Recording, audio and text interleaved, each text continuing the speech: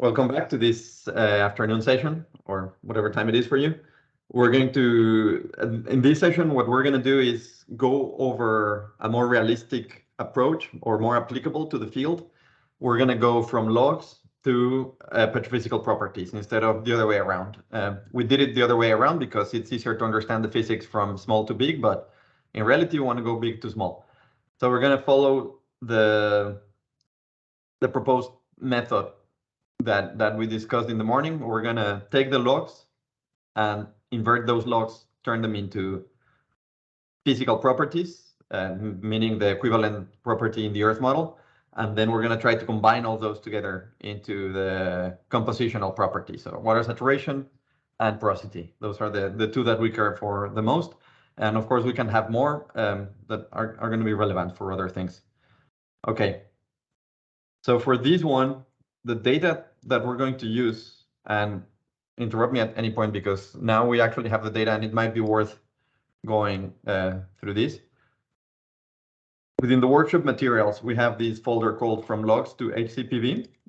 And we have, well, it has the presentation in PDF form, the one we went through in the morning.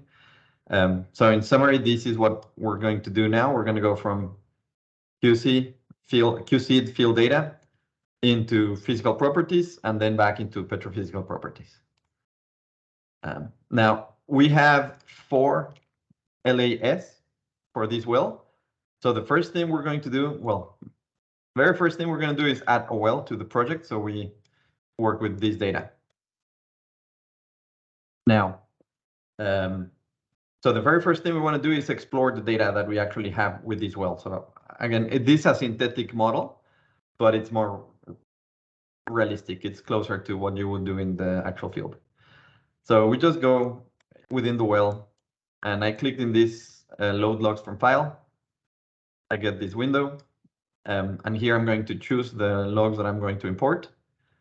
So I go to the folder from logs to HCPV and I'm going to load all of them, but you cannot just select all here. You have to go one by one at this point. So I'm just going to, it's the cal. Then I have to click here again, load new LAS. Now I do core. I'm just going to do them in order. It's easier.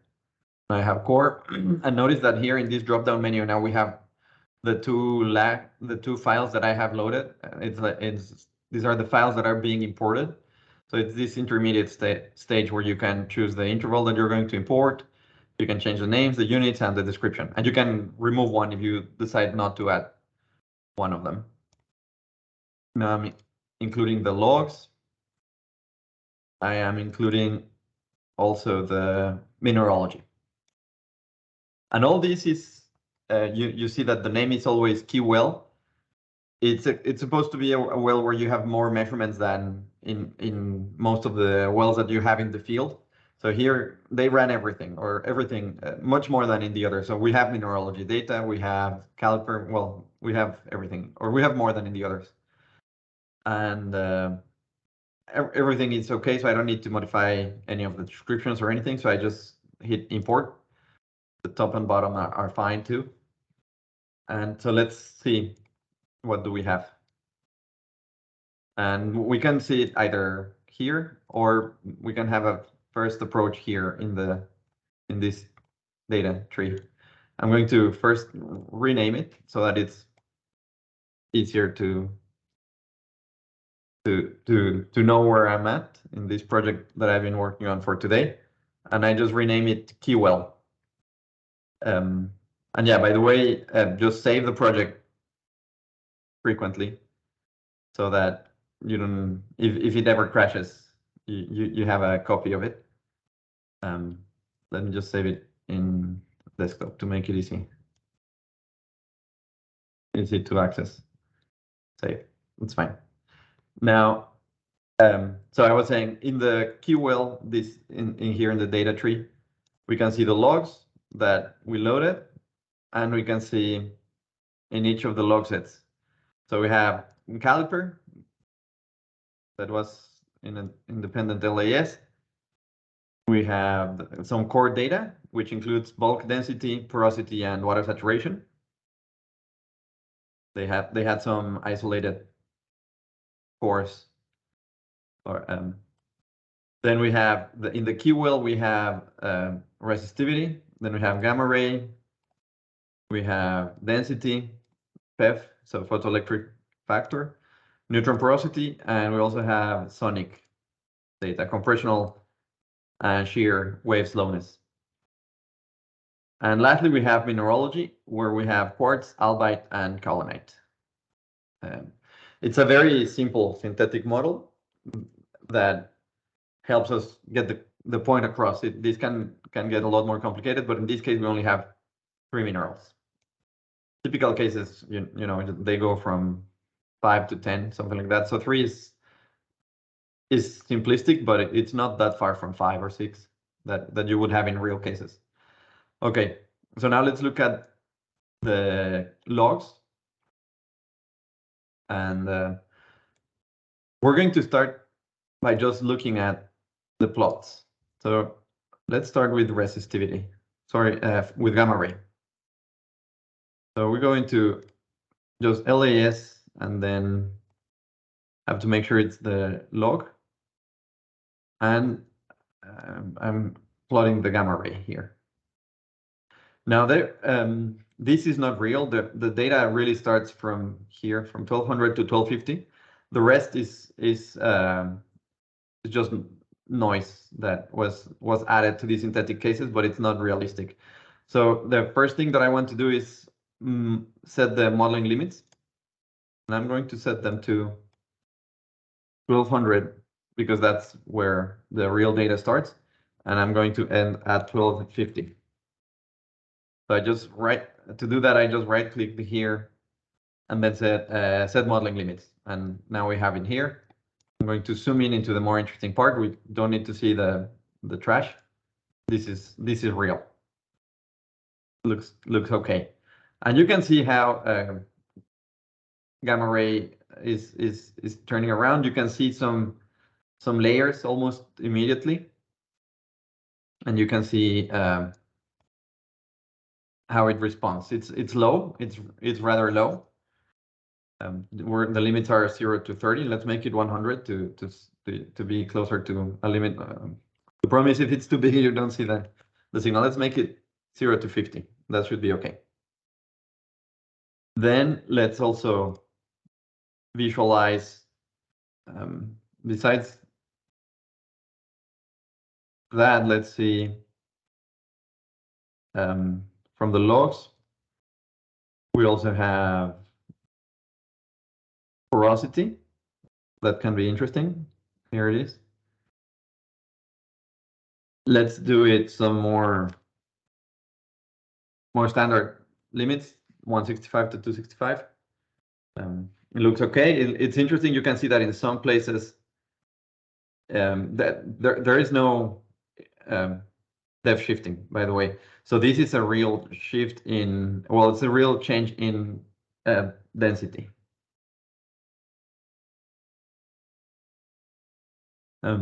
Okay, now let's look at, we have density, we have gamma ray. I'm not going to put the boundaries in everything. So I'm just going to go to LAS, logs. We have PEF. That's fine. We have, I'm going to expand this. Let's make it the whole screen so we see everything. PEF, then let's do in the logs, we have neutron porosity, which we can leave it here, or we can put it with density. That's okay. Let's just leave it here. And then we also have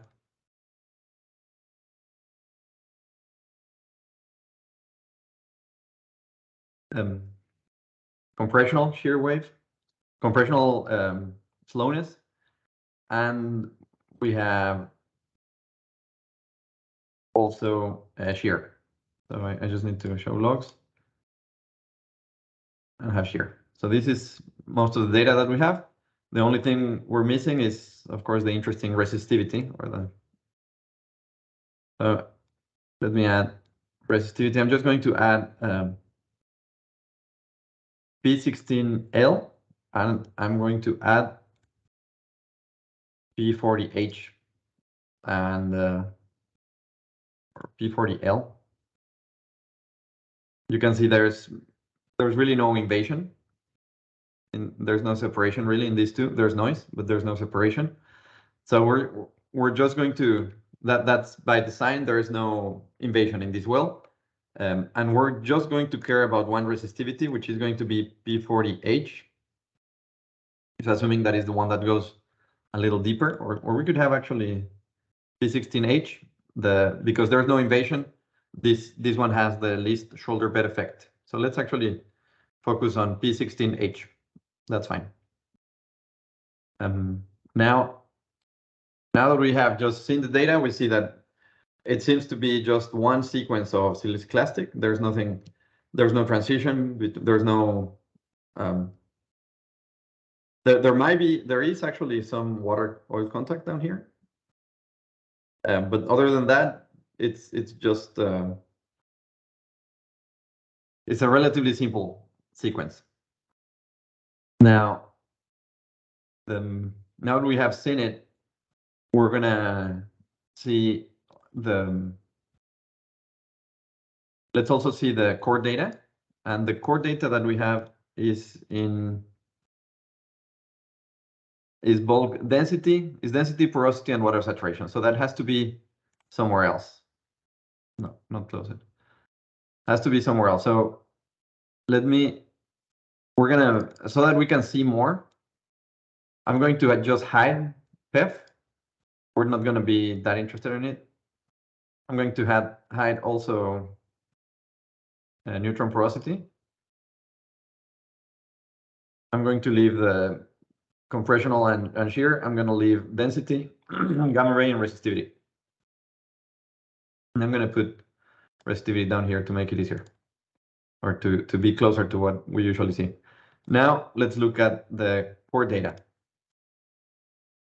So we go to LAS, and we go to core, and this one, it does not look very good if you just put it like that. This is bulk density.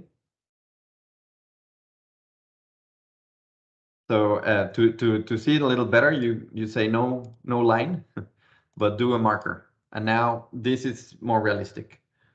And this is in cases where you have non-regular sampling, this might be also helpful to see the marker. So it's exactly at the measured depth where any of these points exist. Now we can add this density over here. And another thing you can do, by the way, something I didn't show you before, is in this top part of the plots, we call these legends. And you can right-click on the legend and say, well, you can add, delete. There's many things you can do, but one that is pretty useful is this one called snap, and tells you the units of the one you're clicking on. So snap grams per centimeter cube, logs to limit of rho. So the one I clicked on was rho, and any log within this track that has the same units is going to use the same limits as rho. So we can see that, well, it's pretty ideal. So in a synthetic case, of course, very closely you get the bulk data is very closely following what you have in the log. Plus densities doesn't have that big shoulder bed effect, so it should be okay. It was a perfect logger that was working here. Now, okay, so now we have the density, and we can see a little more. Now, let's add another. Well, actually, in the one where we had the bulk density, instead of bulk density, let's see another. We have porosity that we can also see in here. And let me show. We had porosity here.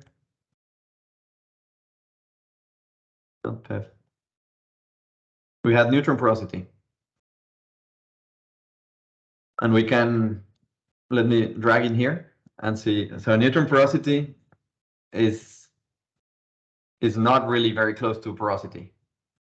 And there's many reasons why that could be. If you have an idea, put it in the chat and let's see what could be happening.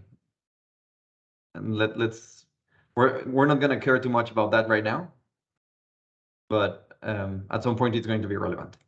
So we have porosity, and lastly we have water saturation. That of course has no relationship to any log. It's just the measurement they made because they were able to get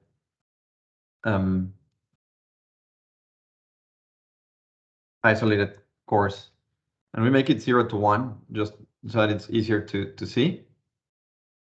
And we indeed see the water oil contact transitioning. That makes sense. That's okay. All right, so this is all the data that we have. We also have the minerals, but we're going to work with them later. Well, actually, let's work with the minerals. Let's look at that. We can, instead of looking at them as logs, because nobody does that, or very few people do that, let's do Earth model, populate properties, and we're going to turn them into mineral population. So you can go into populate properties, and within populate properties, you can click in populate minerals. And then here, what this is going to do is it's going to take whatever you have in a mineralogy analysis and turn it into a composition. So we're going to say that we have, well, these are the three that we have. We have quartz, albite, and kaolinite. And it's smart enough that it gets it. Then you can, there's many ways to do the population. You can either take, well, because you're going to do it in different layers. So actually right now it's not going to work. You're going to take the values that you have for this mineral in each layer, and you're going to use them to populate the boundary, the layers. But right now we have no layers, so it's not going to work very well. It's just going to do constant throughout. So we can do it and just see what is it doing, and then when we have layers, it's going to actually work better. Just so import to Earth model. Let's just do that. Again, we're going to look at this later. But here, I can add another track. And in this track, I can plot this add volumetric composition. And it shows the minerals that we have. So quartz, albite, kaolinite, illite. So it's all flat because there's no boundaries. It's a pretty decent, good initial guess, but it's clearly wrong. It's assuming there's no changes. Well, that's fine. It's just we're gonna refine that. So this is actually what we want to get at the end of the day, or part of what we want to get at the end of the day. So let me close this, and to make this better, now the first thing we actually want to do is populate or detect boundaries. I'm just going to make this a little smaller so we can see everything. Within these two probably could be together. We don't care that much about them. Okay, so now we see the whole thing. So the first thing is going to be detect boundaries. So we did it before. I'm just going to do it again. It's easy. You've seen it going. I'm just going to use gamma ray, and I'm just going to use. I'm also going to use, by the way, in resistivity. Yeah, this is not looking great. It needs to be logarithmic. Okay, this looks better. Right. Okay. Gamma ray, and I'm going to use also density. And I'm not going to keep existing boundaries. Let me see, what do we get? It's too many. Let me increase the noise threshold and maybe 1 full meter. In some cases, seems like we're getting too many, and some of them are the same, just the signature from one versus the signature from the other is a little off. So I'm going to remove this and detect just using gamma ray.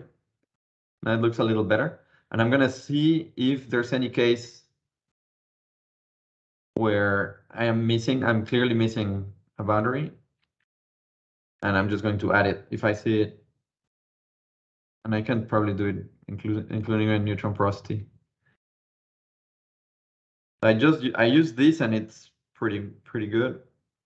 I don't think there's any place where we have any obvious missing boundary. If anything, we probably have too many here. We can just leave them there, it's fine. Okay. Well, I'm just going to leave all those. I'm going to remove. You can hide it or you can remove it. I'm just going to delete it because we don't need to see the boundaries everywhere. Now, I'm going to stop adding.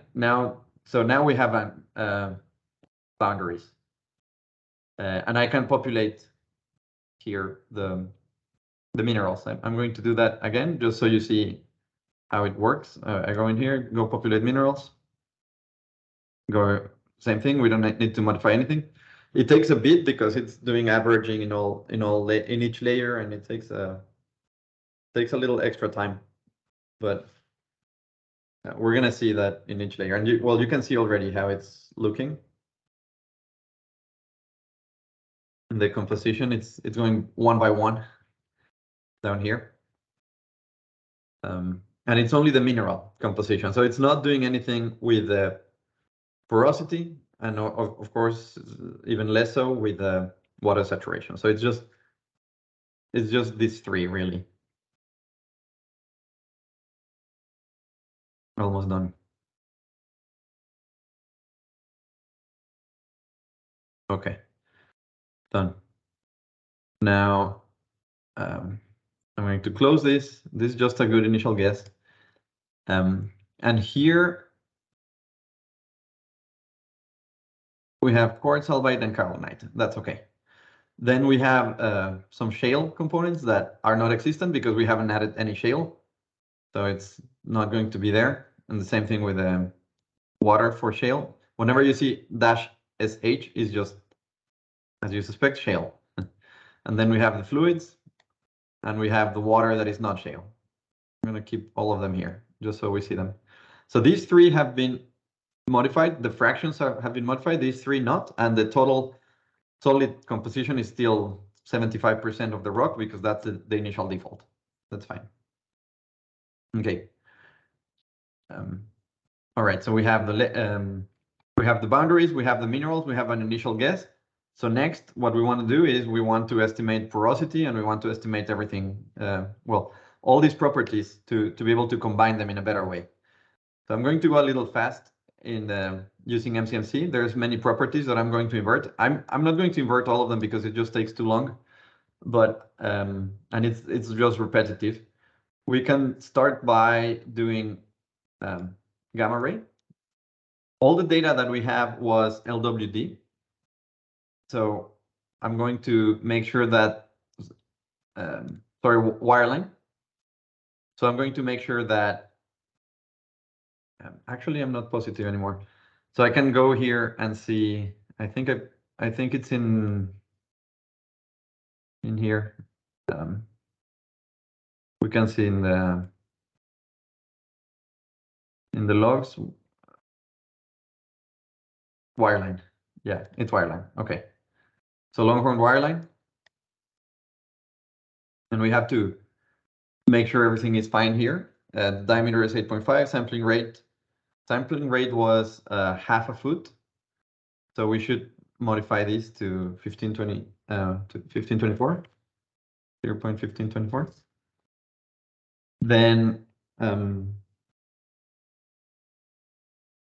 we're not going to care about any of this, and we're going to leave this as sandstone. But we know it's not right. So let's just change it to limestone. The output porosity units should be limestone.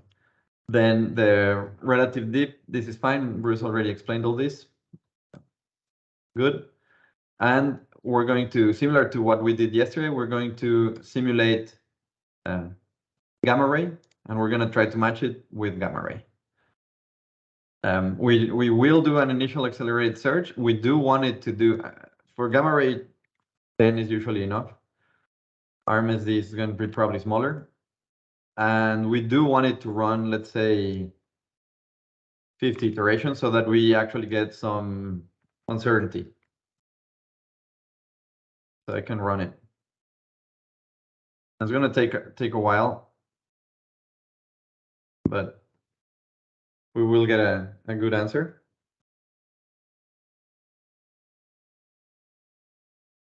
It's already at 1.9, that's fine. It's still accelerated search.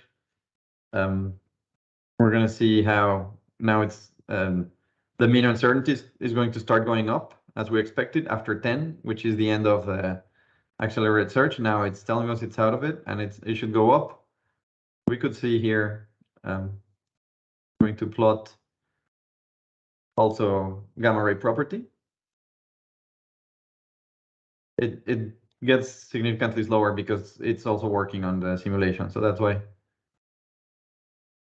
But it allows me to plot these things, which is fine. You can see the confidence interval. We need to make sure it's the same limits to make it more comparable. It looks okay. It looks pretty good. Let's see how's the simulation going. Let's allow it to finish. It's already done. That's okay. The noise 0.0 is 3% for gamma ray. That's okay. That's fine. And the lowest RMSD was 1.93. That seems okay. It seems like it did stabilize. So we have an uncertainty. Well calculated. Let's make it 95 to be a little more standard. And now, so we have the result here. Let me also make the boundaries a little thinner to make it a little easier to see. And there's something else that I want to show you here. Everything is so far assuming the same noise, regardless of borehole conditions. But there's going to be some cases where if you know that the borehole has some washouts, you cannot trust those measurements all that much. So in those cases, you need to correct with the caliper. And we can do that. I'm going to just include the caliper in this track, just so we see where, of course, the units are not going to make sense, but it's going to, well, actually, let me add it in a separate, let me add it. We have so much space, we don't need to insert new track. And let me put that track over here, back here. So I'm going to plot from the LAS the caliper. And the limits are way off because both of them are in distance.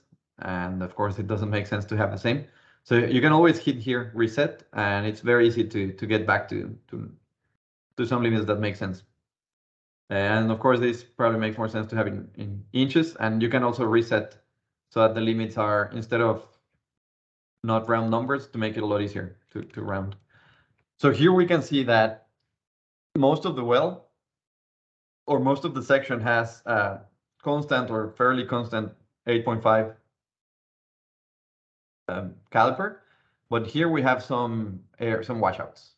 So how do we address this issue? So what we can do is we can correct for borehole environment, where here is an explanation of what we're going to do. So when calculating misfit points where borehole correction conditions are met, have a lower or no weight yielding higher uncertainty. So it's the probability for anything. In those areas is going to be weighted less than in other places. And the conditions that we're talking about there's two options. You can do it with the caliper, or you can do it with the density delta. Right now, we're going to use the caliper. There's two methods that you can use. You can use absolute, or you can use derivative, meaning the change on the caliper. we're going to use absolute. And we're just going to say that, well, we have to select the caliper log. There's also two methods. It can be linear or cutoff. If we say cutoff, there's just 1 point. And we have well, there's a cutoff point and there's a baseline. The baseline should be 8.5 inches. In this case, we can see that it's supposed to be around here, which is 8.5. And we can have a cutoff, let's say 0.5 inches. So anything that is more than 0.5 inches away from it is going to have that correction. So if it's, because the baseline is 8.5, anything that has a caliper higher than 9 or lower than 8 is going to have that correction. And if the as soon as it's after 5, it's going to have it. And we can. This one didn't have this recalculation working. It's okay. In your versions, it might be working. But if I run it again, it's going to show. So I'm going to run it again. And then we'll see. As it's running, I'm gonna talk about the other possibilities. So you have the cutoff, which after 0.5 is just going to take everything as completely off, or you can have it linear. Instead of the method being cutoff, you could say, well, the method is going to be linear. And if you say that it's linear, you have a start and you have an end. You can start at, let's say, 0.2 inches. So anything that is after 8.7 is going to start decreasing in probability until at the end point. So 1, which it would be 9.5, it would be completely ignored. So maybe linear makes a little more sense. And the idea is that you're going to see after a number of iterations that the noise here is going to be translated into higher uncertainty for this section where you're further away from the baseline for the borehole, and that should be taken into account. Okay, so it's small effect, but you can see it, especially if you compare it with these ones over here. Okay. All right, so we have gamma ray inverted for, we have the caliper there. We're not going to invert for caliper, so I'm just going to hide it. We're going to invert for resistivity. So, okay, so we did gamma ray. Now let's invert for resistivity. So resistivity, it's a RC in this case. And the log, we said we were going to use P16H, so that's okay. And the variant is I'm just going to use the 1D UT semi-analytic because it's one of the fastest cases. So P16H, then that should match, of course, the same log, P16H. And I'm just going to invert for this one case. It should be fraction plus absolute, 5 millisiemens per meter. We're going to do the same thing. Well, resistivity is a little slower just because of the logarithmic nature of it. So I'm going to give it 20 iterations in the initial accelerated search, and then still 50 total iterations, same random perturbation. And we're going to see, this one is a little more annoying, let's say, because every time you run it, it opens the independent window and then it comes back. So it takes more time. And let me stop it because it doesn't seem like it's improving, but it takes more time, and the nature of the beast, it's okay. You just have to accept it and give it a little more time to run. And the problem with the command window popping up is that every time it pops up, it takes the control from the computer. So you cannot do anything when that's running. You can try, but it's always going to try to get back to you. So we can see that it's looking fine. It's decreasing. It's still in our accelerated search. It's decreasing smoothly. Like I was saying, it's going to take a little longer to really match just because resistivity is a little more complicated. Let me see if I can beat the simulator and plot it here. So we have the log. Let's include also. Well, I'm going to include the simulated log. I'm going to make a different style, make it a little thicker. And you can see that already is a pretty good match. It's not surprising also considering that it's a synthetic model. It's a really good match. Even for a synthetic model, it's a really good match in this case. When I tried by myself, it didn't get this close. But you still see a little issues here. There might be a boundary missing, or it's just noise. It's okay. It's very small compared to real cases. Also, we're going from 3 to 3000. That might be, that's okay. And let's include also the Earth model property. So it's Earth model, not boundaries, but resistivity. See, that's the problem. It takes control.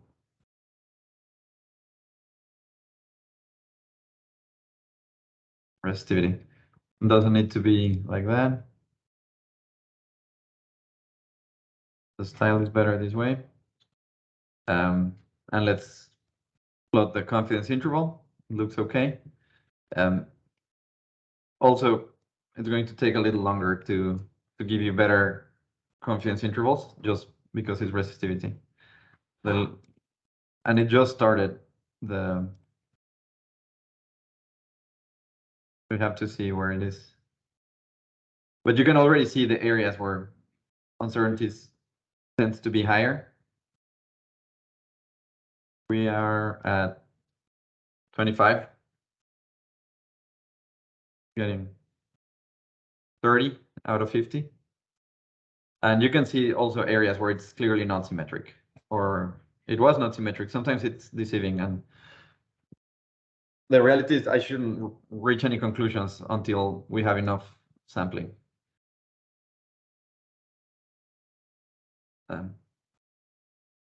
However, I'm gonna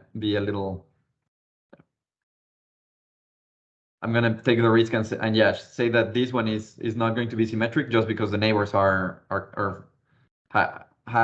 smaller resistivity, so it tends to be non-symmetric, and that's okay.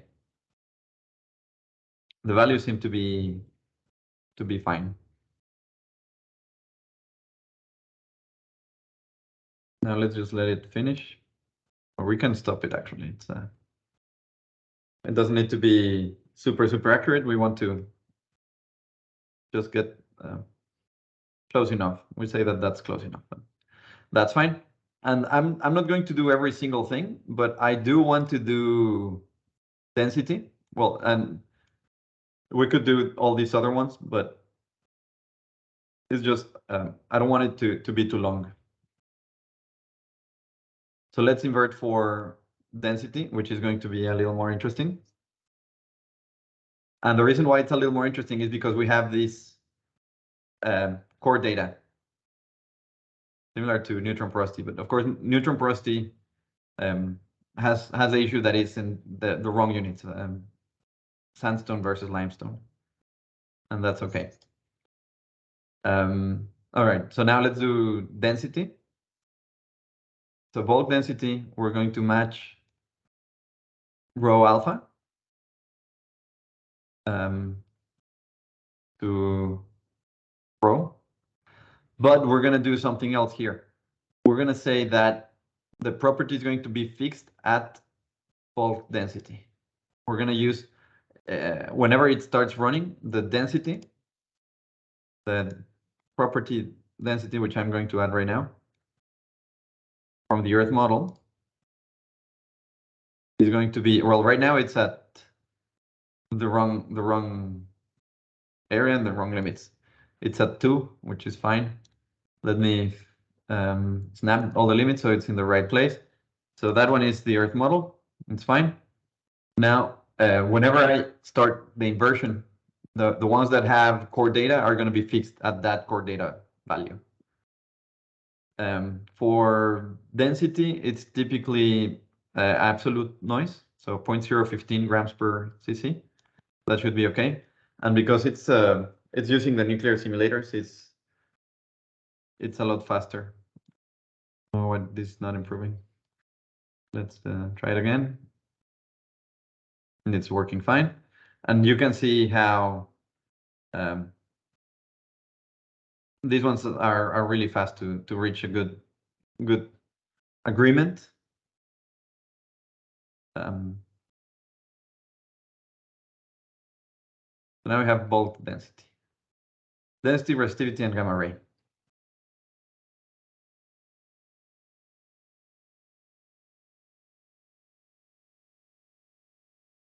And now we're going to see that the uncertainty is going up. It's going up. Let me plot it. Actually, confidence interval. And here you can see very clearly the caliper is having a higher effect than in others. And this is the area where the caliper should show it. These have much lower uncertainty. Here you see a lot higher uncertainty. Let me make it 95 like the others, just to be consistent.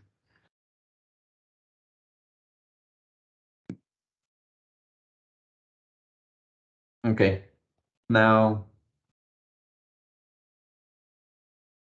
the noise might have been a little too large because it's way too large in these cases. So I think it's 0.1. Yeah, and now the recalc is working. So yeah, something like this should be better. And it's basically telling us that this data is less trustworthy than this data, which makes sense.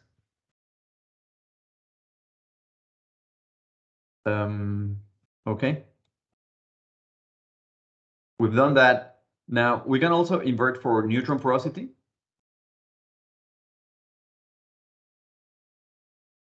But I think given I don't want to lose you. So I'm just going to use these three and go head into the compositional inversion. There's other ways that you can do this. There's you could invert for porosity directly, even just using the bulk density log. You could do that. You can also combine these two to get better assessment of porosity before you go into something else. There's, depending on the petrophysics of your system and the data that you have, you may have different protocols and different workflows. The one that I want to show you is going to use just these three logs. We're just going to start with gamma ray and density to estimate porosity and the mineral compositions. Now, so we've been using the MCMC in the same inversion studio. So we have these four tabs. The last one is compositional joint inversion or composition joint inversion. You can access it also here just with this icon, or inversions, composition joint inversion. You get here. Now, this is pay attention. This is the part that is a little more complicated, but it's really worth learning. What we're going to do is we're going to use certain properties that we have already inverted for. Let's say bulk density and gamma ray. So this and this right now.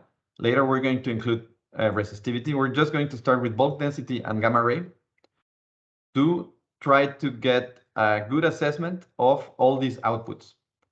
The outputs are going to include the entire mineral composition for the matrix, for the shale, for the for the matrix and the shale, and also the fluid composition. So in principle, you could get everything.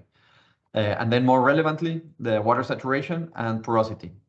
You can also get porosity for shale, the shale volume, and the grain density. All those things you can invert for with these logs. Of course, the more logs you include, and you can include more properties to match here, or more, not logs, properties to match, you can get a better results, and your uncertainty should also decrease. So here we have to say that we have to decide which are the outputs And we said that we have them here. So it should be quartz and albite.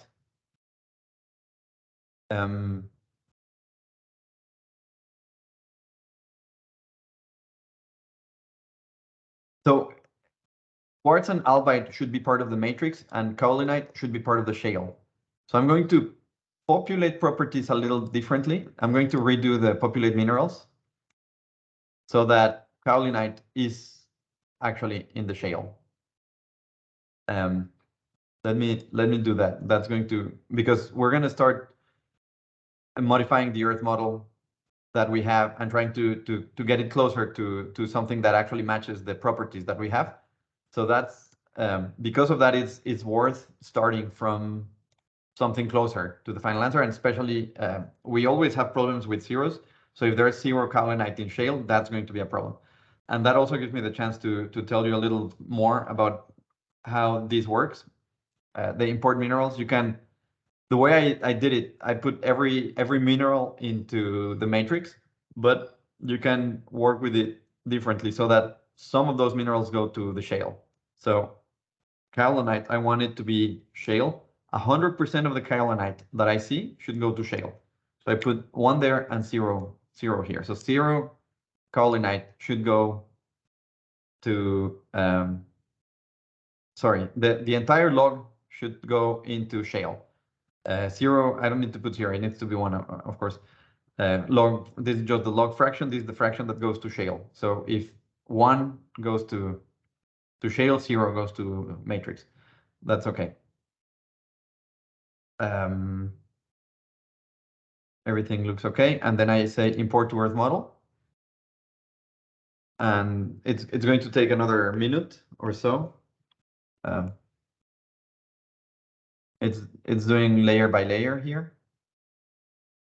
And you're going to see that actually the other case was probably good too.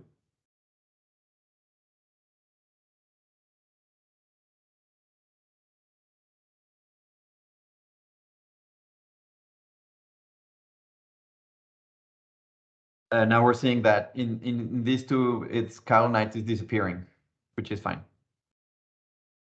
It's going away. That's fine. So all the entire kaolinite is going into the shale. That's what we wanted. And now we see that over here we have the kaolinite from the shale. Now something that is different is that it's in different order. So we probably kaolinite here. This kaolinite we're not using. So right now there's no way to get rid of it, but you can always hide it. Same thing with illite. I'm just going to hide it. In the newer version, you can actually get rid of them, by the way. But right now we're just working with this. And so here I want to see the kaolinite from the shale. So that's better. We see this constant line at 0.25, which is or 75 solid, 25% fluid. Now we also see that there's this blue, this darker blue, which is the water from shale that was included. And the reason why this is varying now is because when we imported minerals, I was using the option to show the option to update shale concentration from the table. So whatever shale concentration you set up here, it's going to apply for the entire shale. And because the shale includes the water inside, it's now there. That's good. Then I also know that the fluid in this case is all methane.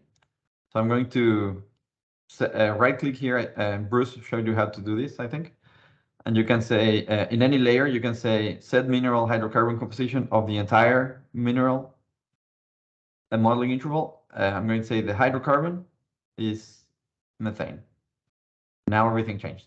Now we have methane here. So, but I added another. So we have quartz, albite, kaolinite, shale water, and then these two should be hidden. So let me just hide them.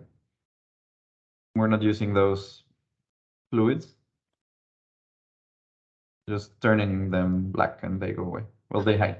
Then it's the water that is non-shale, and then we have CH4, which is green, is a good color for gas. Okay. Questions or comments so far? We're just setting up everything so that we can refine porosity according to these laws. Now we go back to populate. I think you could reorder them to put all the black ones at the bottom. Yeah, that could be useful too. Yeah, I can always move them to the bottom. Make it a little easier.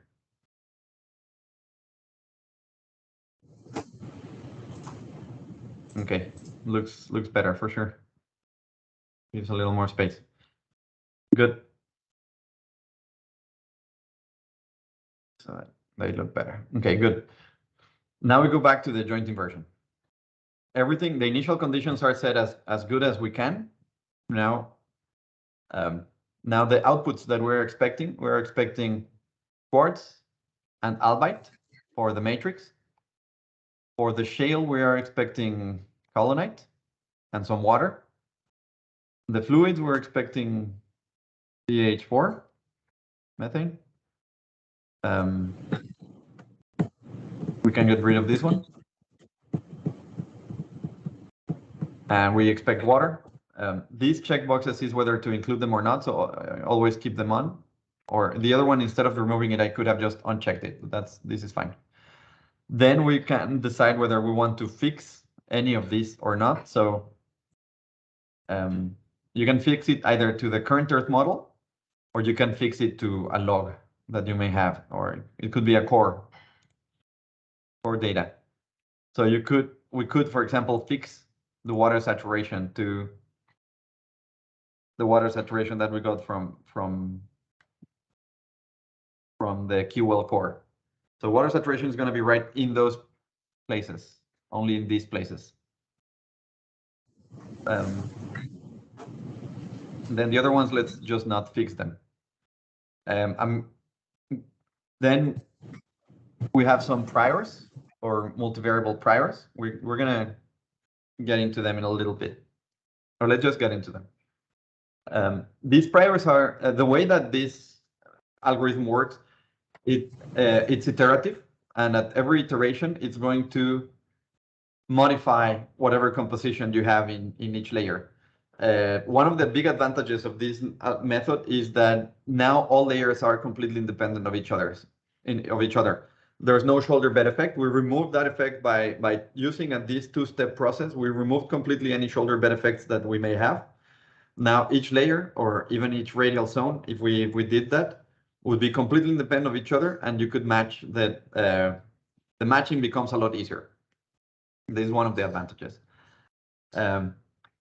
So each of these little blocks, each of these layers are going to be proposing a different composition, and it's going to run the petrophysical calculations, the same ones that we were working on a couple hours ago, and it's going to try to match those properties to what we have here. So it's going to, given this composition, calculate gamma ray resistivity and so on, and try to match it. If it's closer, it's going to accept it. If it's farther, it's going to reject it. And then uses some a Bayesian Markov chain Monte Carlo algorithm, which means the Markov chain Monte Carlo means that every step is independent of the previous step. So it just depends on the one previous, not the history. And it's Bayesian because it also includes not only the matching for the cost function, we include not only the matching of the property that we're trying to match, but also a certain prior probability. And this, in these cases, is going to be useful because we want to keep the minerals as close as possible to what we know it's supposed to be, but it's going to be crucial in non-Q wells. So for example, the prior probability for quartz, we can see what it is. And by default, it's going to be basically an ignorant probability, which says everything has a probability, nothing is too low.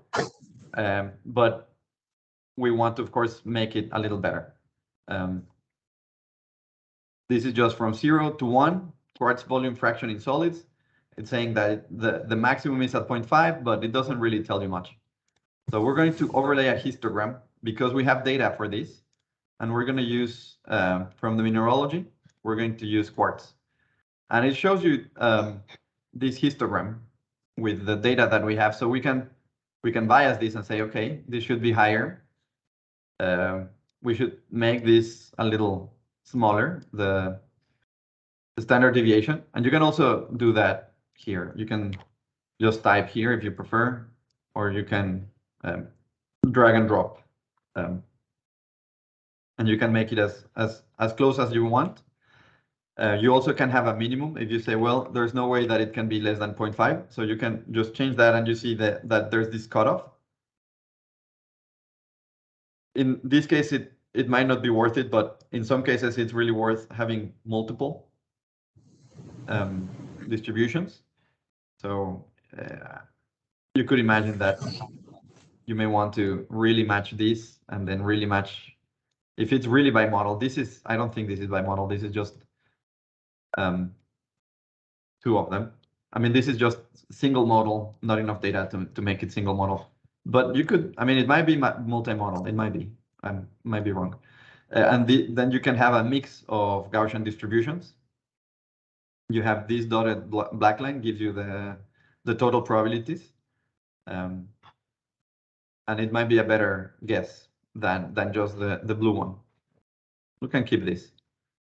Or you can just use one. That's okay. So this is for quartz. And this is the prior probability for quartz. That's fine. So in this case, like I said, we already had the mineralogy, so it should be okay. But this full exercise, we have extra data if you want to play around later.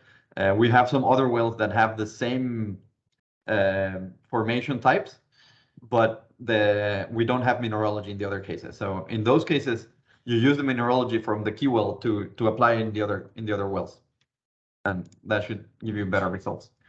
For albite, we're going to have also mineralogy, albite.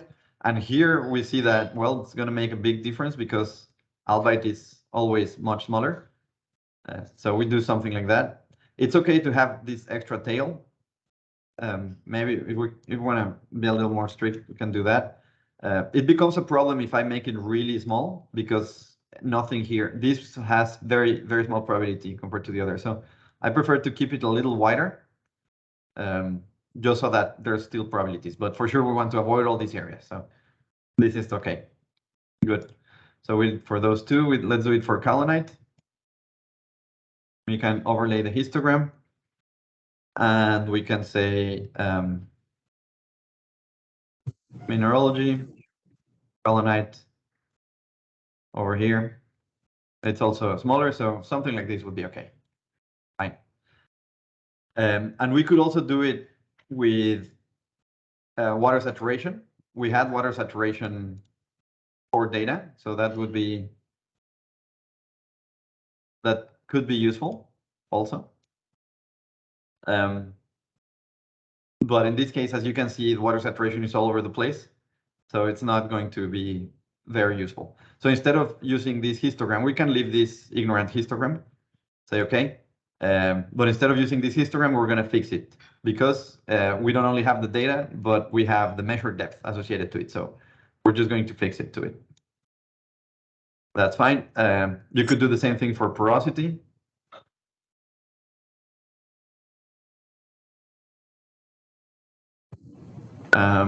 Sorry, we don't have porosity, so we don't do that, but you could do that in principle. Right now, we're just saying that porosity can be 0 to 0.4, and that's fine. The porosity of the shale volume, grain density, all these things. You could, if you have data for that, you can constrain a little more. You can add matrix, add shale, add fluid. Our shale fluids are a fluid. And then because in every iteration, you're going to propose that new composition and generate or calculate these bulk properties, we have everything related to it here. We have the Petrophysical Calculator, and it's going to take the settings that you have here. So if you choose to use UT-NUPRO, it's going to use UT-NUPRO. If you change this to SNUPAR, you can change that. Everything is going to be taken into account. We also have access to the rock class. So you could modify that here. if you knew that it's different. We also have a module coming to invert for raw class parameters, by the way, but that's just a side note. And lastly, we have right here we have two access points to databases. We have the solids database, where is showing only the solids that are being used in this case, and you have the formula, you have the different concentrations, density, slowness, and so on. You can also add, when you're working in a project, it's very important that all these parameters are actually consistent with what you see in the field. We know that they are not consistent across fields. So we have the best guess we could get. We just took the mean from published data, but we know that the mean is not always what you have in your field. So it would be worth taking a closer look. You can also save it in comma separated value, and you can load it from there. So it's very reusable. And if you're going to spend the time on refining this, you will probably use it in multiple wells. So that's it. It's done easily here. And we have the same thing for fluids. And they have different properties, but we have the same thing for fluids. And you don't only save them, but you can also add components, by the way. You can, well, I'm just making copies of this one, and you can modify them according to whatever you have. So you're not constrained to the components that we have. All right, so all these things are just to make sure that everything is done right. Rock class, we're just going to say, you may have different rock classes. Right now, everything was default, and that's okay. To make sure that everything is actually default, I'm going to go to the table view and make sure that the rock class in every layer is default. So that's fine. In more complicated systems, you're going to have one, well, you may have different rock classes. And the rock class, all this is defining the rock class. So all the outputs are raw class dependent, and the priors too. So everything that you see in this table would be related to that. We're keeping it simple. And then lastly, I'm just going to mention that in some cases it's good to have multivariable priors. You can have, for example, we're saying that quartz has certain distribution, and you can see here it's quartz and albite. You can see how this would be a Gaussian distribution around it, given the parameters that we gave to each one of them. So this is okay, it's making sense. In some cases, you're going to see that there's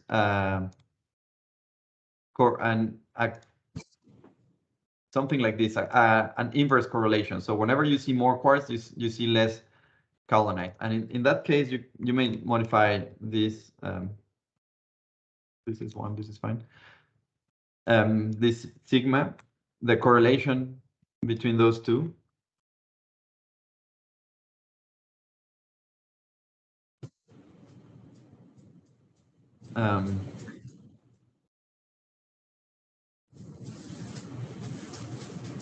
Minus 0.8, something like. Well, you can see that instead of being just a circle, it's you see the correlation between the two of them, and that would be more appropriate in a case like this.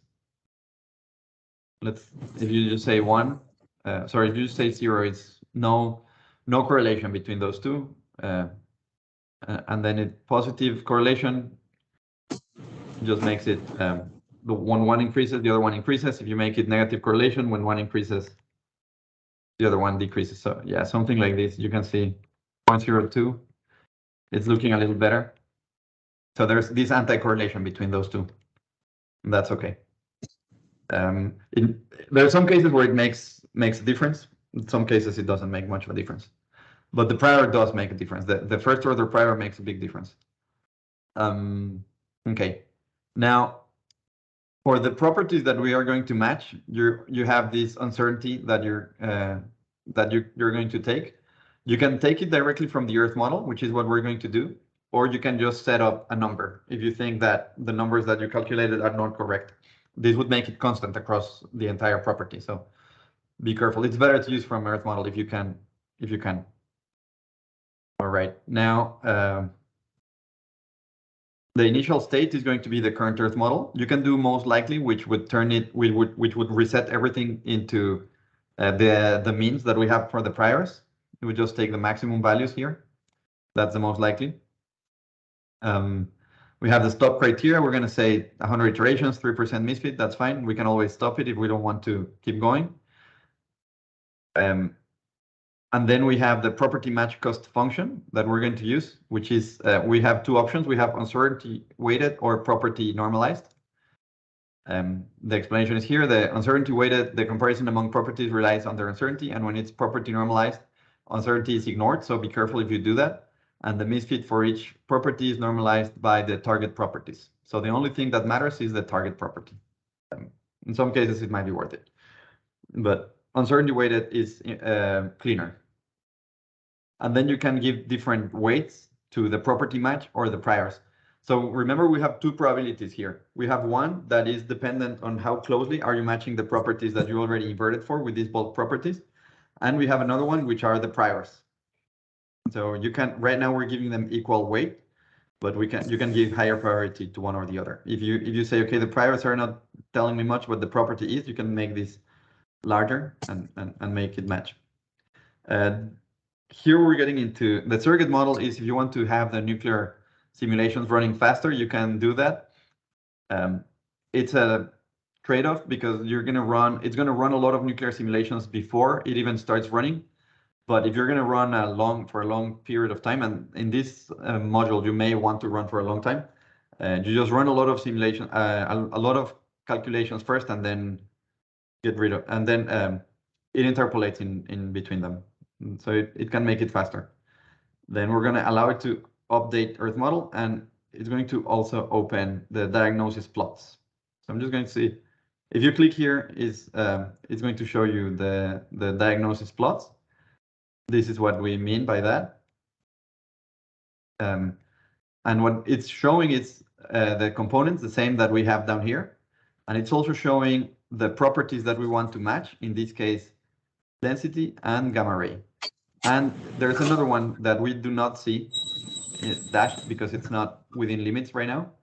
But that dashed property is going to, when we start, okay, let me just hit invert. Okay, so it's the fixing that is not, but okay, we can live with that. So we're not going to fix water saturation. That's okay. We're going to just keep going with this. And now you can see, actually, you can see the gamma ray, proposed gamma ray, and you can see, let me stop it. We're going to do the whole interval. It was okay. Or it should be okay. So the modeling limits, it was 1200 to 1250. Okay. Now let's actually run. Everything seems okay. We allow it to run. And now we actually see how these properties are getting closer. We're getting a better match, and we see how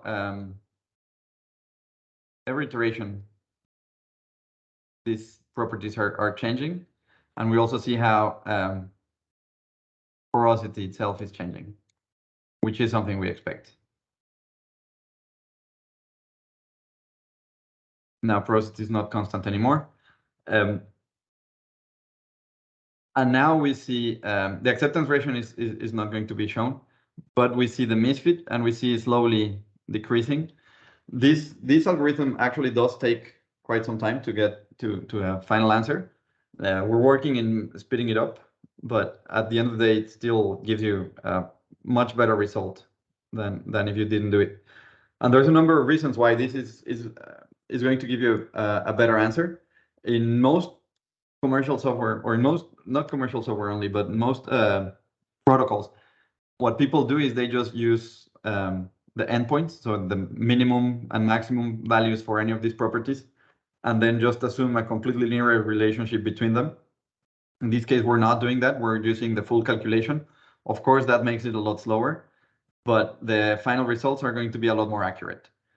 We're getting rid of any shoulder bed effects. We already explained why that's happening, just by doing the first step, and we're basically doing the full calculation. So that's what makes these results more accurate.